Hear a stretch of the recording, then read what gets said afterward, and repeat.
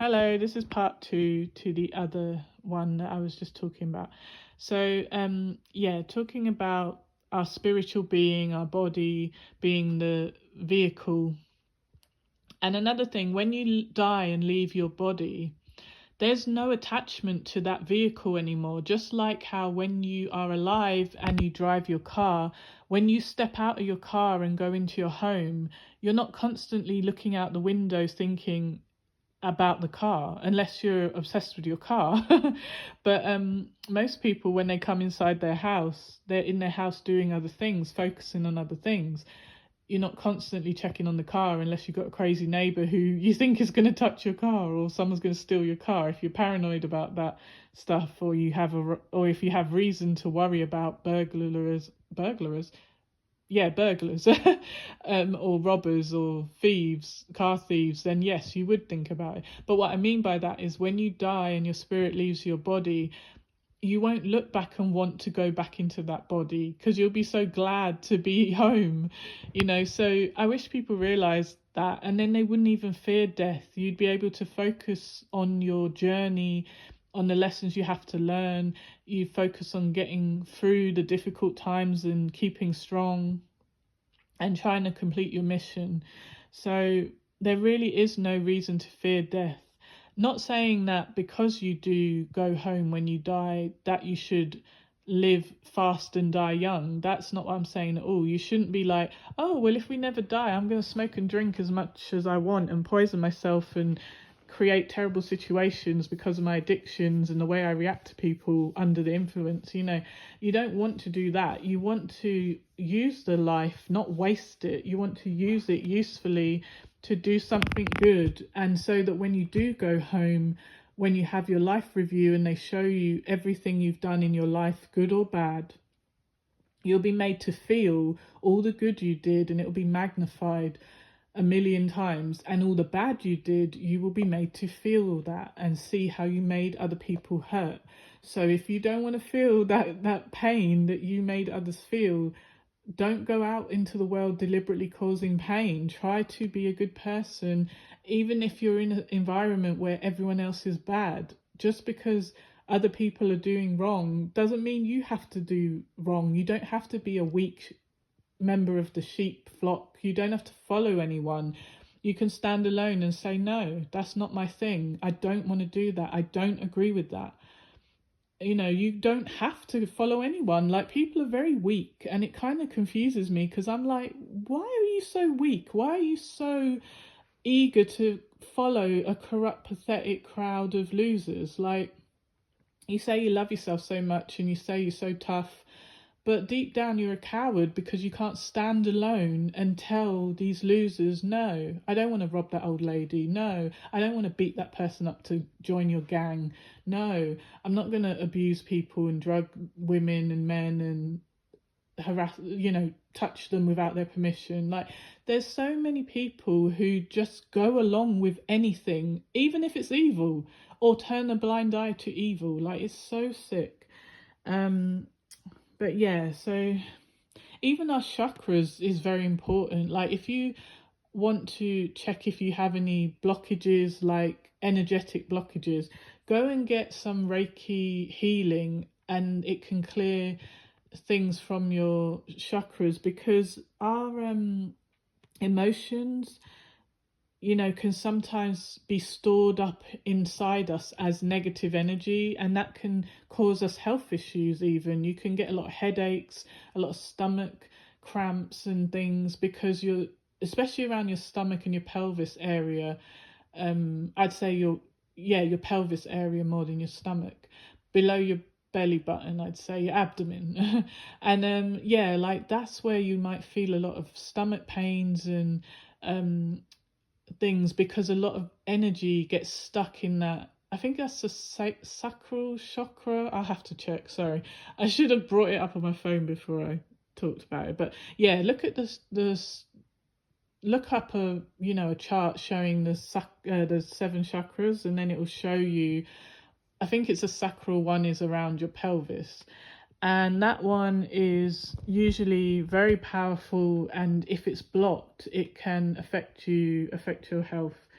you behold, you know, if you were really feeling depressed and had a lot of guilt, and you know, you might get headaches because you're constantly focused on that, and you might think, oh well, that's a reasonable reason to have a headache. Yeah, of course it is. But if you had some Reiki healing and cleared some of that negative energy out of you, you would see how you might not get as many headaches, because your energy is able to flow and push the negative energy out and keep positivity flowing through you.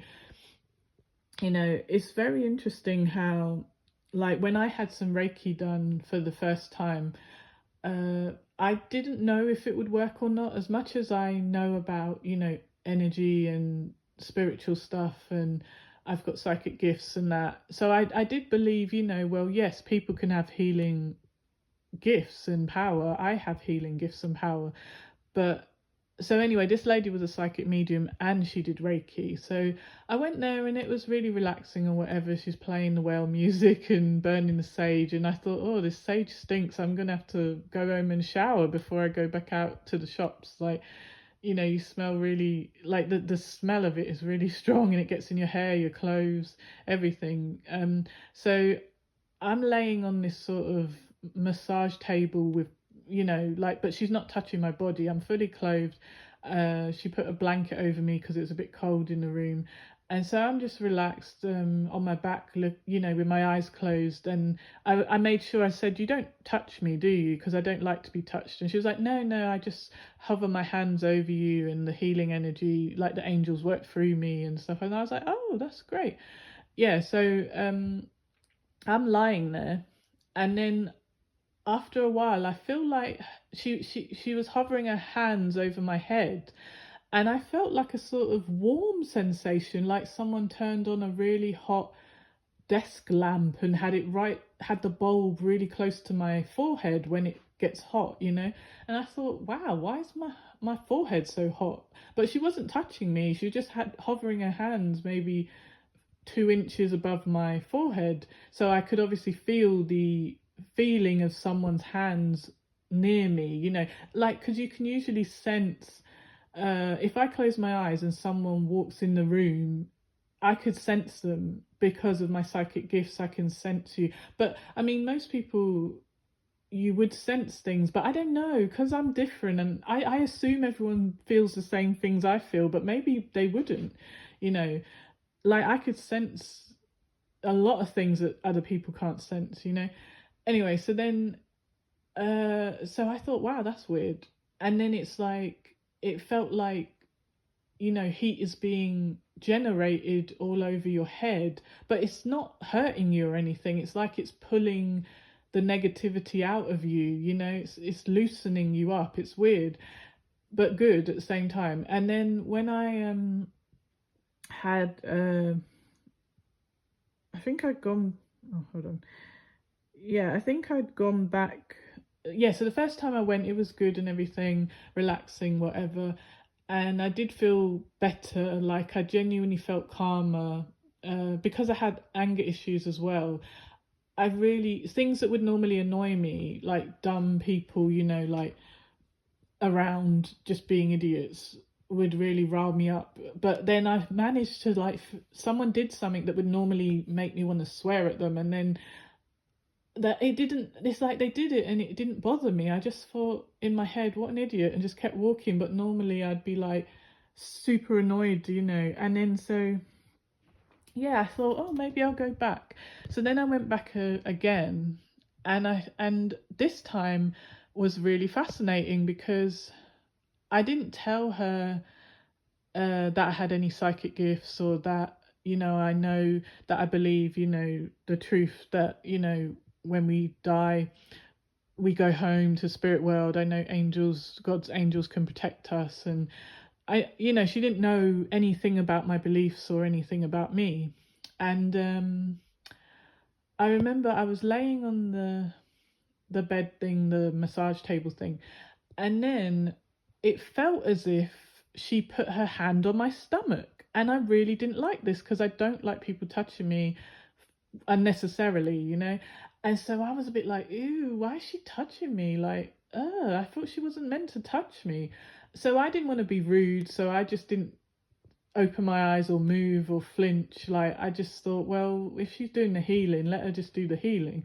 So I keep feeling this hand on my stomach, and it was there for a good 5-10 minutes, and I'm thinking, all right, that's enough. I want her to stop touching me now. And then I open my eye. There's no hand there. There's no. She's at the bottom of my body, at the bottom of the table, putting energy into my feet. So she weren't even touching my feet, but she was at the bottom of the table, and I was like, but I can still feel the hand on my stomach. And I was thinking, wait, was she touching me before? And my brain still thinks her hand, the sensation is on my stomach. But I could clearly feel what felt like hands on my stomach while my eyes were open, looking at nothing touching my stomach. And I was confused, like, what's happening? Even though I knew, like, because I thought, oh, is a ghost touching me? Like, what's happening? Because I can't see anything, even though usually my psychic gift, I can see things, but I couldn't. But it's usually when I'm asleep. That's when I receive messages. I'm not the kind of psychic medium who can see stuff like in the daytime with my eyes wide open, solid, like a person. Like, that's very rare for me to see stuff when I'm awake. It only usually be at night when you got to go into a trance, deep sleep for me to receive stuff.